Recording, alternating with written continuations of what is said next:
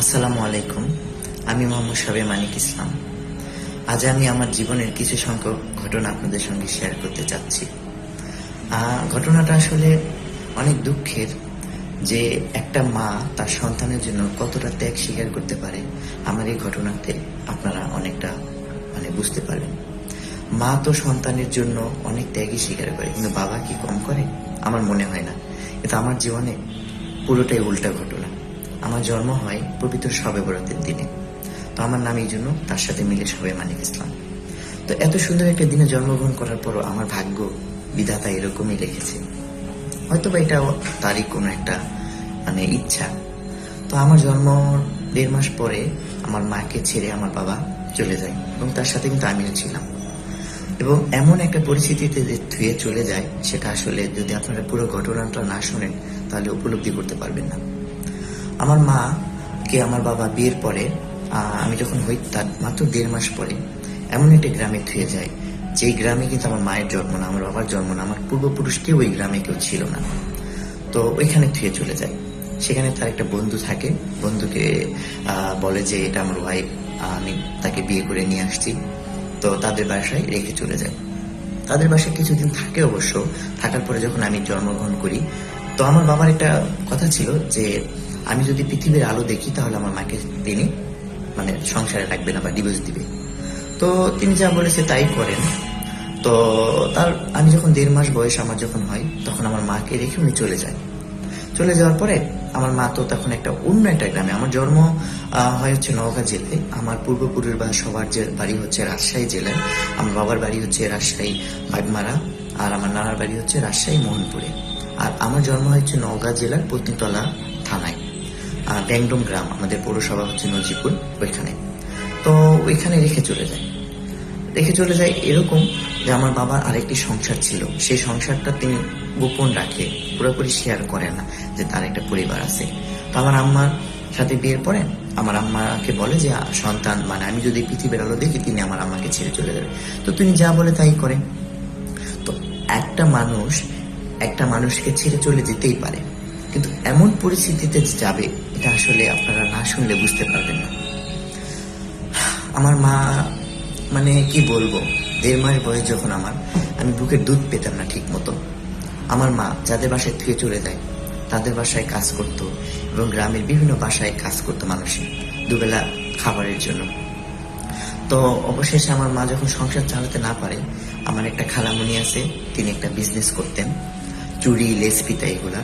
তো এই বিজনেসের মাধ্যমে তিনি তার সংসারে খরচ চালাতেন। তো আমার মা তাকে কোনো একটা মাধ্যমে একটা চিঠিতে জানায় তার এই দুর্দশার ঘটনা। তো তখন আমার ওই খালাটা মাত্র 500 টাকা তখনকার সময় চিঠির মাধ্যমে পাঠানোর পরে আমার আম্মু সামান্য কিছু চুড়ি, লেস, ফিতা এগুলো কিনে ছোট্ট একটা বিজনেস শুরু করে, এবং একজন মানুষকে ধর্ম বাবা বানানোর পরে বলে যে আপনি আমার বাবা, আপনি আমাকে প্লিজ একটু আশ্রয় দেন। অনেক রিকোয়েস্ট করে, গ্রামে রিকোয়েস্ট করার পর তাদের বাড়িতে আস্তিত্বভাবে থাকার পরে তাদের বাসায় যত কাজ, আমাদের উত্তরবঙ্গে নওগাঁ জেলায় প্রচুর পরিমাণ ধান হয়। তো অবশ্য আমাদের ধানি জমি টমি এগুলো নেই। আমি খুবই নিঃস্ব এবং দরিদ্র পরিবারের সন্তান। আমার মা আর আমি, আমাদের 2 জনের পরিবার, আমাদের এর বাইরে আপাতত কেউ নেই।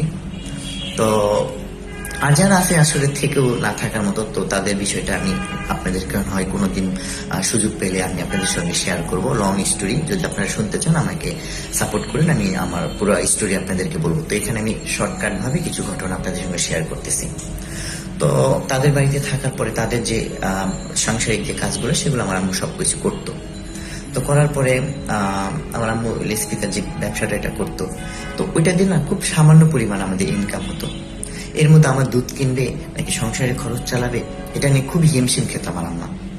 তো আমি জন্মের পর থেকে 1996 থেকে 2012 সাল পর্যন্ত যে ঈদ কাকে বলে, ঈদে যে নতুন পোশাক পরতে হয়, এগুলো কিন্তু আমি কখনোই বুঝিনি। আর আমার আম্মু আমাকে যে ভালো পোশাক কিনে দিবে, দুঃখের বিষয় কি, 2 বেলা 2 মুঠো ভাতই জুটতো না আমাদের কপালে।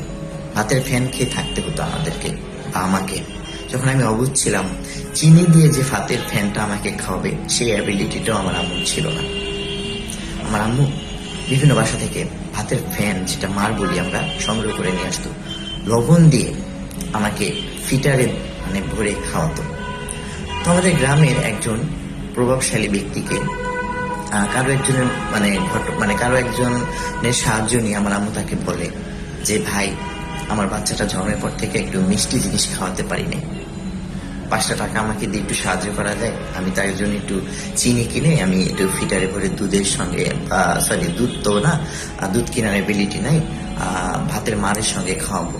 তো তিনি অনেক বাজে অপমান করে, হ্যাঁ আপনি এখানে আসছেন কেন, আপনি গ্রামে চলে যান, এটা সেটা অনেক বাজে কথা বলে। আর পরে আমার আম্মু আর আমাকে চিনি খাওয়ানোর সৌভাগ্য তার হয়নি তখন। তো পাশের একটা মামা ছিল গ্রাম সম্পর্কে, তিনি 5 টাকা দিয়ে চিনি এনে দেয়, তারপরে ভাতের মারের সাথে সেটাকে মিক্সড করে আমার আম্মু আমাকে খাওয়ায়। তো এই ঘটনাগুলো যখন আমার আম্মু আমার সঙ্গে শেয়ার করে, আমি যখন শুনি, আসলে প্রচুর পরিমাণ কষ্ট লাগে। যাদের বাড়িতে আমরা ছিলাম আস্তিকভাবে, তো আমার দাদা সম্পর্কে তার একটা ছেলে ছিল, তিনিও প্রচুর টর্চার করতো আমার উপরে যখন আমি অবুঝ ছিলাম। গ্রামের অনেক লোক এখনো আমাকে বলে যে, তোর উপর যে অত্যাচার গুলা হয়েছে তুই কি জানোস? গ্রামের আঞ্চলিক ভাষায়, আমাদের উত্তরবঙ্গে নওগাঁর ভাষায় যেটা, যে তোর উপর যে অত্যাচার হয়েছে তোর মনে আছে? আমি বলি যে কি হয়েছে? তোর বুকের উপর রয়ে থাকিছে ছোড়ারা, ক্যাঙ্কারা ছোড়া, মানে তোর বুকের উপর দাঁড়ায় থাকছে, সার্কাস দেখানোর মতো মানে খেলা দেখেছে মানুষকে। কেন? বলছে যে ফকিরের বাচ্চা, চাকরের বাচ্চা, এটা সেটা। তারপরে অনেক কষ্ট জুলুম সহ্য করে আমার মা খুব কষ্ট করে মানে একজন লোকের কাছে 10 টাকা 5 টাকা এভাবে জমাতে শুরু করার পরে একদিন ওই লোকটা বলে যে, ভাবি, আপনার তো প্রায় 6,000 টাকা আমার কাছে জমছে।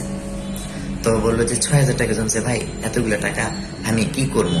তখন বলে যে, এই বাড়িটা এত অত্যাচার সহ্য না করে তুই একটা জমি কিনে বাড়িটারি করে ওখানে চলে যা।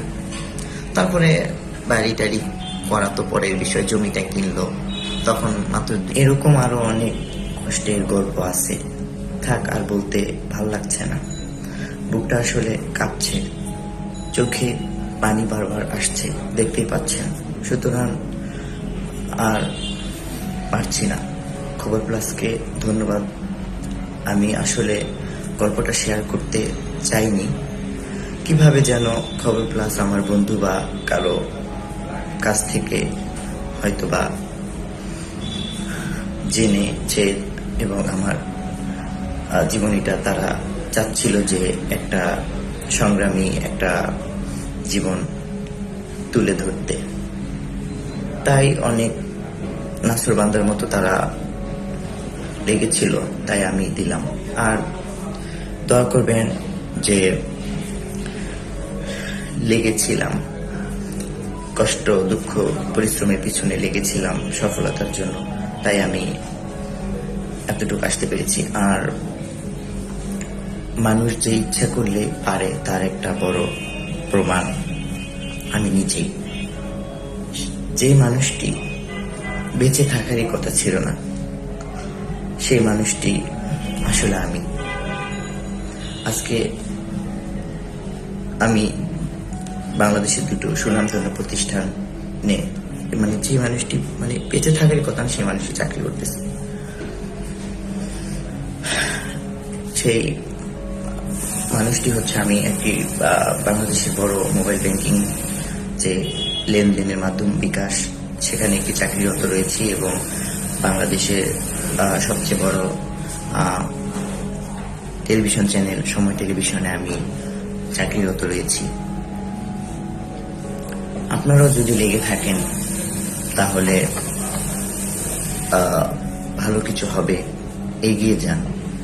আর বাবা মার দোয়া যদি থাকে, যা আমার ক্ষেত্রে যেভাবে কষ্ট করেছে, দোয়া করেছে, আমার মা নিজে পরিশ্রম করেছে,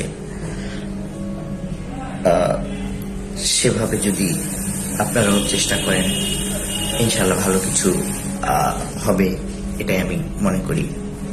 সুতরাং আর ভালো লাগছে না। অবশ্যই আমার মার জন্য আপনারা দোয়া করবেন, আমার জন্য দোয়া করবেন। আর খবর প্লাসকে ধন্যবাদ। তারা আমাকে সুযোগটা দেওয়ার জন্য। সবাই ভালো থাকবেন।